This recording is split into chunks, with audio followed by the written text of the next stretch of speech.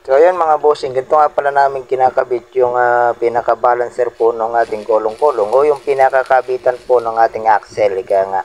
So ayan, kung makikita nyo, dire-diretso siyang wine-welding.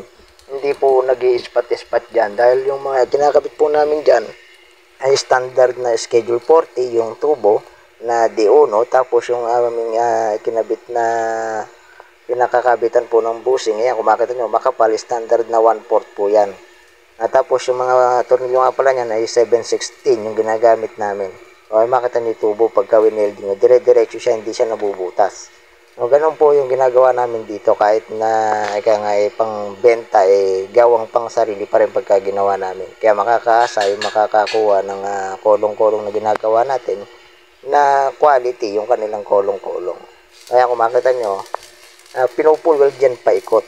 Hindi yan basta lalagyan na lang ng galapa para tumigas. So yan po, dire-diretso talaga siya. Kaya kung makikita nyo, napakatibay po ng mga ginagawa namin dito.